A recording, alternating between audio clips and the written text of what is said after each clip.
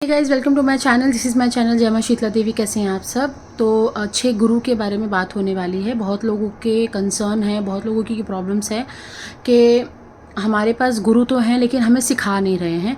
हमारे पास गुरु तो हैं लेकिन हमारी नेगेटिविटी नहीं दूर हो रही है। हमारे पास गुरु हैं लेकिन हमारी देवी देवताओं से बात नहीं हो रही है। हमारे पास गुरु हैं लेकिन हमारे पास सवारी आती है, बोलती नहीं है। ये सारी चीज़ों के क्वेश्चंस आप लोग करते हो, मुझसे पूछते हो सेशन में, फिर एक एक चीज़ चेकिंग करनी पड़ती है। ठीक है कि गुरु में कमी है कि आप में कमी है। मुझे ऐसा लगता है कि कोई अच्छा गुरु होता है या अच्छे साधक होते हैं, आप उनको गुरु बनाओ या मत बनाओ, अगर उन्होंने आपके अंदर ये क्वालिटी देख ली है कि आपका चरित्र साफ़ है और आपकी भावना साफ़ है, आपके विचार साफ़ है, आपके मन की जो एक एक बात है वो नेक है, दूसरों के लिए आप कल्याण करना चाहते हो, तो वो वैसे भी अपना ज्ञान आपको दे देते हैं। जैसे मुझे बहुत सारे लोगों के कॉल्स आते हैं, वो कहते हैं कि मैम हम आपको आपकी दक्षिणा नहीं दे सकते हैं, अगर आप हमारी मदद कर सकते हो तो कर दीजिए प्लीज़। तो मैं माँ से सीधा कांटेक्ट करती हूँ, माँ को पूछती हूँ क्या करूँ, करना है या नहीं, क्योंकि ये कुछ दे नहीं पाएंगे। तो माँ मुझे एक लिमिट वाली चीज़ें बताती हैं कि आप इनको ये चीज़ें बता दो और ये बहुत इंपॉर्टेंट चीज़ है, तो वो चीज़ ये फॉलो करेंगी ताकि इनके घर की व्यवस्था है, जो इनकी ऊपर की नकारात्मक चीज़ें हैं वो ठीक हो जाएंगी। तो मैं उनसे बोलती हूँ आप 10 मिनट रुकिए कॉल पे, आप शांति से बैठिए, मुझे आपको कुछ बताना है। तो वो नहीं दे पाते हैं, फिर भी मैं उन्हें गाइड कर देती हूँ कि आप ऐसी ऐसी चीज़ करिए। फिर वो दोबारा आते हैं, पैसे अरेंज करके आते हैं या जो भी आते हैं वॉटेवर, फिर वो सेशन लेते हैं अच्छे से 1 घंटा बैठ के, तो फिर मैं उन्हें और आगे की चीज़ बताती हूँ। तो ये होता है, ठीक है। तो क्या होता है बेसिकली, अच्छे गुरु की पहचान मैं आपको बता देती हूँ, या अच्छे साधक की पहचान, या अच्छे लोगों की पहचान जो इस स्पिरिचुअल लाइन में हैं, और उनके पास ना ऐसे कुछ लक्षण आपको ज़रूर मिलेंगे जिसके द्वारा पता कर सकते हो कि वो आपकी हेल्प करेगा या नहीं, उसको गुरु बनाना है या नहीं। पहली चीज़ तो ये, अगर आप गुरु बनाने जा रहे हो तो अपनी शक्तियों से पहले आदेश लो, आज्ञा लो। आपको एक आज्ञा लेने के लिए एक मैं आपको प्रोसेस बता देती हूँ। आप रात को बोल करके सो जाइए, जिनके ऊपर सवारी आती वही ये लोग करेंगे, ठीक है। जिनके ऊपर सवारी नहीं आती है वो, अगर उनको लगता है कि माता की कृपा बहुत ज़्यादा है, बहुत ज़्यादा है और मुझे रास्ता नहीं मिल रहा है, तब वो कर सकते हैं। ऐसा नहीं कि हर कोई उठ के कर सकता है, ऐसा नहीं। जिनके ऊपर सवारी आ रही है, उनको नहीं समझ में आ रहा है कि किसको गुरु बनाना है, आगे क्या करना है, रात को सोते समय आपको क्या करना है, जैसे ही आप सोने जा रहे हो आप एक साफ़ सुथरे अवस्था में सोइए। आपके कपड़े फ्रेश होने चाहिए, ऐसा नहीं कि आप गृहस्थ अवस्था में सो जाओ गंदे संदे, ऐसा नहीं। शुद्ध अवस्था में सोइए, माँ से प्रार्थना करिए कि मुझे प्लीज़ गुरु का आप चेहरा दिखाइए कि मुझे किसको गुरु बनाना चाहिए, मुझे क्या करना है आगे के लिए, मुझे उसका चेहरा दिखाइए ताकि मैं उससे जाके दीक्षा ले सकूँ, ताकि मैं उससे सीख सकूं साधनाएं, है ना। ये सारी चीज़ें जो भी आपके मन की भावनाएं, वो आपको हाथ जोड़ करके बोलनी है और सो जाना है, माइंड को एकदम रिलैक्स करके। अगर आपकी शक्ति बहुत ज़्यादा कम्युनिकेट करती है आपसे और आपके चक्रास बहुत अच्छे से खुले हुए हैं, तो आपको रात में सपने आएंगे, ठीक है। सपने आएंगे, सपने आने में आपको उस व्यक्ति का चेहरा दिखेगा। उस व्यक्ति का चेहरा देखने के बाद ये नहीं कि तुरंत उसके पास पहुंच जाओ, नहीं, ऐसा नहीं करना। आपको फिर से एक बार और कंफर्मेशन लेना है, ठीक है। जैसे आपको चेहरा दिखा, सुबह आपको याद है कि मेरे को इस इंसान का चेहरा दिखा है, आपको याद है अगर, तो ऐसा नहीं कि आप यूट्यूब पर देख रहे हो तो आपको वो चेहरा दिमाग में बैठा है। जैसे आप मेरे वीडियोस देख रहे हो तो मेरा चेहरा दिमाग में बैठा है, अगर ये दिखता है तो आपको एक बार और कंफर्मेशन लेना है कि माँ एक बार मुझे और प्लीज़ दिखा दीजिए कि आप जो दिखा रहे हैं वो सही है या गलत। तो आपको फिर से 2 या 4 दिन में फिर से वही चेहरा अगर आपको दोबारा दिखता है तो आप उसको जाके गुरु बना ले सकते हैं, ठीक है। फिर आपकी शक्तियाँ आपको गाइड करेंगी, ठीक है। मतलब वो गुरु आपको सब सिखा देगा, वो गुरु आपकी परीक्षा लेगा, वो गुरु, लेकिन उसमें पेशेंस लेवल आपका हाई होना चाहिए। ऐसा नहीं कि 2 दिन में गए और 200 विद्याएँ आपको दे देगा, ऐसा नहीं है। आप जाओगे तो 2 साल तो गुरु भी परीक्षा लेता है, आपकी एनर्जी चेक करता है, आपकी भावना चेक करेगा, सब कुछ चेक करेगा, फिर सिद्धियाँ, शक्तियाँ, थर्ड आई, ये सब कुछ बताता है, ठीक है। अब बात कर लेते हो लक्षण की। अगर मान लो किसी साधक से आप जुड़ रहे हो, किसी दरबार से आप जुड़ रहे हो या किसी को गुरु बना रहे हो, तो पहली चीज़ है कि गुरु आपकी हेल्प करने के लिए हमेशा रहेगा। हमेशा रहेगा मतलब ये नहीं कि आपका कॉल उठाते रहेगा, आपको मैसेज करते रहेगा, रिप्लाई करते रहेगा, नहीं। गुरु बहुत बिजी होते हैं, ठीक है, बहुत काम होता है उनके पास, आपके जैसे हज़ारों शिष्य होते हैं उनके पास। अवेलेबल होने का मतलब ये है कि मान लो तुम्हें कहीं परेशानी आ रही है और तुमने उससे गुरु दीक्षा ली है या तुम उसके दरबार में जाते हो, तो इसका सीधा लक्षण ये है कि कहीं ना कहीं वो आपको सपने में आके दर्शन देगा कि तुम उससे मिलने आ जा, तेरे को कहीं ना कहीं परेशानी हो रही है, तू दरबार में पहुँच। ठीक है, वो आपको लिटरली ऐसे ही बोलेंगे, या आपको ऐसी कुछ विजन्स आएंगे, या आपकी भावना ऐसी होगी कि मुझे जाना चाहिए उनके दर्शन के लिए, या मुझे उनसे मिल के आना चाहिए। आपको ऐसे अंदर से भाव आएंगे जब भी आप प्रॉब्लम में रहोगे, और आप देखोगे जब आप वहाँ जाते हो तो आपकी वो प्रॉब्लम सॉल्व हो जाती है। ठीक है, पहला लक्षण ये।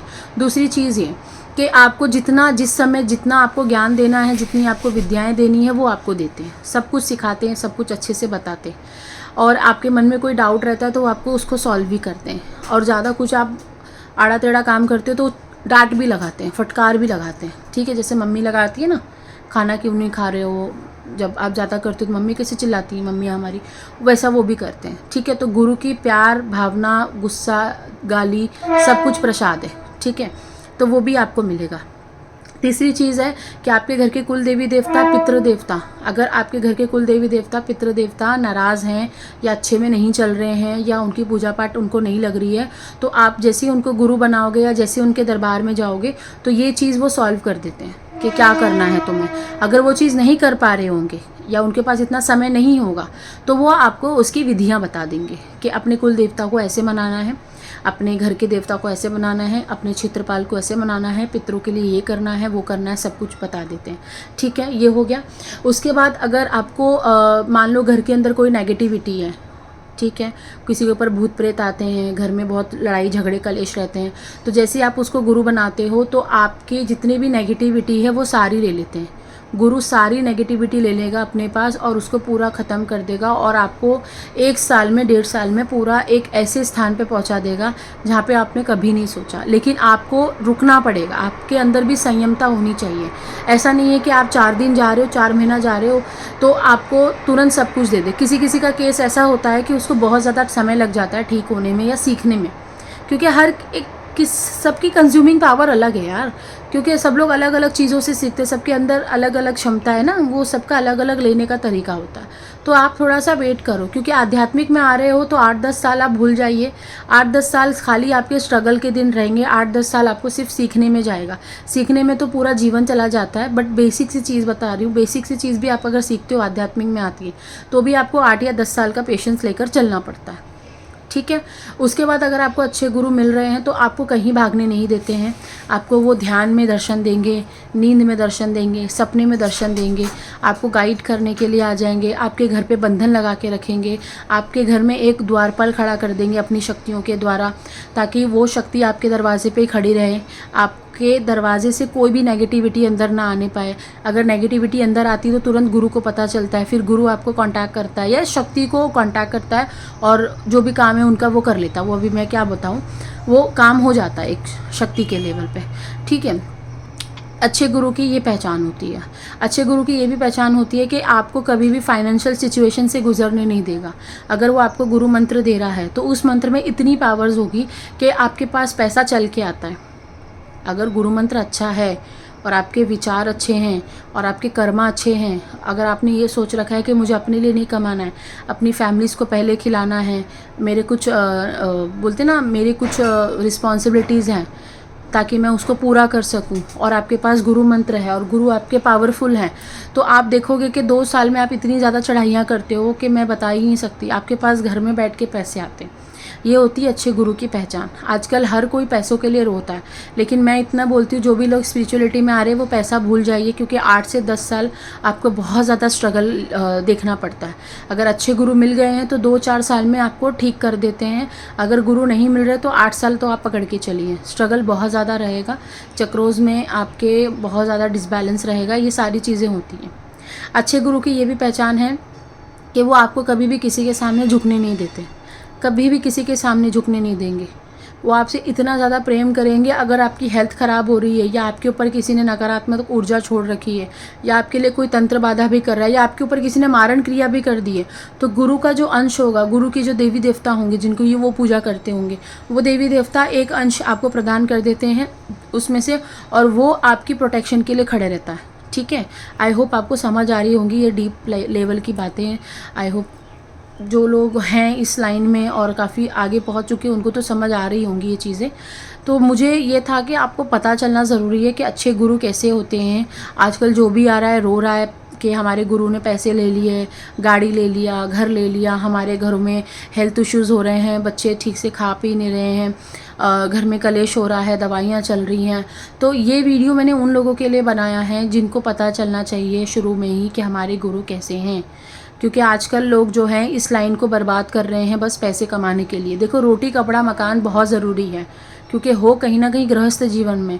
आपकी शादी हो चुकी है, आपके बच्चे भी हैं, जस्ट बिकॉज आपके ऊपर शक्तियाँ हैं तो इसका मतलब ये नहीं कि आप अपने छोटे से बच्चों को त्याग करके आप हिमालय पे चले जाओ, नहीं कर सकते हो। आपको अगर कोई रिस्पॉन्सिबिलिटीज़ दी गई है और आपके कर्मा में लिखा गया कि आप जन कल्याण करोगे, तो चाहे जो हो जाए, चाहे जो आपके बारे में सोचे कि आप क्या कर रहे हो नहीं कर रहे हो, आपके पास वो चीज़ें चल कर आती हैं बाकायदा। आप घर में बैठे रहो, चीज़ें चल के आती। ये खुद का अनुभव बता रही हूँ, ठीक है। तो भगवान पे भरोसा करो, चीज़ें चलती रहती हैं, होती रहती हैं लाइफ में। लेकिन अगर स्पिरिचुअलिटी में आ रहे हो तो संयम रखो, गलत चीज़ों से दूर रहो। क्योंकि बहुत लोग आते हैं बोलते हैं कि मेरी इंट्यूशन पावर ने बोला कि मैं मेरे बाजू में 10 घर छोड़ के किसी को दरबार लगता है, वहाँ जाके गुरु बना लेता हूँ, वो मुझे सिखा देंगे। मैंने गुरु तो बना लिया, लेकिन उसके बाद मेरे घर में दिक्कतें होने लग गई। तो अपनी इंट्यूशन पे काम मत करो, पहले ये भी देखो कि देवी देवता आपको बता पा रहे हैं या नहीं, कहीं आपका वहम तो है नहीं, कहीं आपका राहु काल तो नहीं चल रहा। राहु काल में हम अपने ही थॉट को देवी देवता के बातें समझने लग जाते हैं। तो ये चीज़ें को आपको ध्यान देना है, ठीक है। आई होप आपको समझ आ गई होंगी। काफ़ी लंबा हो जाएगा वीडियो और आगे बताने बैठूंगी, देखूंगी कभी पार्ट 2 में भी बता दूंगी और कुछ बताना होगा तो, ठीक है। अभी तो मैं इतना ही गाइड कर रही हूँ कि इतनी ही बात करनी है आपको। आई होप समझो ये चीज़ों को और बुरे लोगों से दूर रहो। टिल देन बाय, नमस्ते।